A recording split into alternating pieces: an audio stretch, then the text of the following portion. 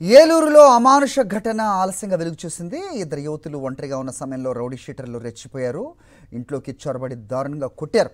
అందులో ఒక యువతిని రౌడీ షీటర్ సమీపంలోని సచివాలయానికి లాక్కెళ్లి అత్యాచారం చేసినట్టుగా సమాచారం. అనంతరం ఇద్దరిని బెల్టులతో దారుణంగా కొట్టినట్టు తెలుస్తోంది. ఈ ఘటన ఈ నెల 2న అర్ధరాత్రి వేళ జరగ్గా ఆలస్యంగా వెలుగులోకి వచ్చింది. ఘటనపై అప్డేట్స్ మా కరెస్పాండెంట్ పోతురాజు ఇస్తారు. పోతురాజు, ఏం చూస్తున్నాం మనం? ప్రతిరోజు ఏదో ఒక చోట ఇలాంటి ఘటనలు కంటిన్యూ అవుతూనే ఉన్నాయి. ప్రస్తుతం ఇద్దరు యువతుల మీద రౌడీ షీటర్ల దౌర్జన్యం ఏంటి, అత్యాచారం కూడా జరిపారనే అప్డేట్ అందుతోంది. ఏంటి మీదకి ఇన్పుట్స్? అది ప్రధానంగా చూసిన కనుక ఏలూరు జిల్లా కేంద్రమైనటువంటి ఏలూరులో కూడా శాంతి భద్రతలు క్షీణించాయని చెప్పొచ్చు. ఉత్తరాలుగా చూస్తే కనుక రౌడీజం పూర్తిగా పెరిగిపోయిందని చెప్పి ప్రధానంగా చూసిన కనుక చూస్తే ఏలూరుకు సంబంధించిన నగరంలో కూడా ఇద్దరు రౌడీ షీటర్లు పూర్తిగా బరితెగించారని చెప్పొచ్చు. పూర్తిగా మద్యం తాగి అర్ధరాత్రి పూట ఎవరైతే ఎన్టీఆర్ జిల్లాకు సంబంధించినటువంటి ఒక యువత కూడా ఇన్స్టాగ్రామ్ లో ఖర్చు అవడంతో ఆమె ఎక్కడున్నటువంటి ఏలూరుకు సంబంధించినటువంటి యువత ఇంటికి కూడా వచ్చింది. ఇద్దరు కూడా కొత్తపేటకు సంబంధించినటువంటి ఏరియాలో నివాసం ఉంటున్నారు.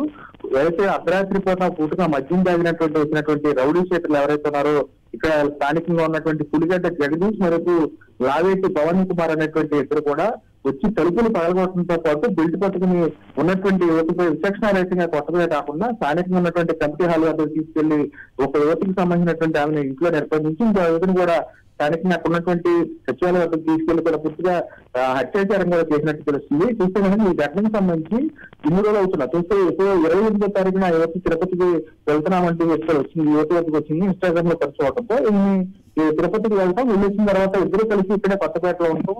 3వ తారీఖున చూస్తే కనుక ఈ ఘటన చూస్తే కనుక 2వ తారీఖు చూస్తే నైట్ ప్రాంతంలో కూడా జరిగినటువంటి ఘటన. 3వ తారీఖున పోలీసులు స్టేషన్కి వెళ్ళి ఫిర్యాదు చేద్దామని ప్రయత్నం చేస్తే పోలీసుల నుంచి కూడా సరైన రెస్పాన్స్ రాలేదు. ఇప్పటి వరకు చూసిన కనుక ఈ విషయం బయటికి రావడంతో ఏలూరు సంబంధించిన 2010లో జరగడం 2000 పోలీసులు కూడా ఈ విషయాన్ని పూర్తిగా గోప్యంగా ఉంచారని చెప్పొచ్చు. బయటికి తొక్కడంతో కేసు నమోదు చేసి ఆ యువతను కూడా హాస్పిటల్ కూడా తరలించారు. పూర్తిగా కూడా బయటికి రాకుండా కూడా ఆ యువతను వచ్చే చికిత్స అందించడానికి పట్టుకోవడం కనపడుతుంది ఏలూరు జీపీఎస్ సంబంధించి. పూర్తిగా కూడా ఈ విషయానికి సంబంధించి కూడా ఒకసారిగా ఏలూరు వాసులు కూడా ఉలిక్కిపడ్డట్టు కూడా కనపడుతుంది. చూస్తే కనుక రౌడీ షీటర్లు విచ్చలవిడిగా రెచ్చిపోవడం రేపు దారుణంగా మహిళలపై కూడా జరుగుతున్నటువంటి అఘాయిత్యాలపై కూడా వారు కూడా పూర్తిగా జరుగుతున్నటువంటి ఘటనలు అగ్ని కూడా కనపడుతున్నారు. Okay Poturaju, thanks for the inputs.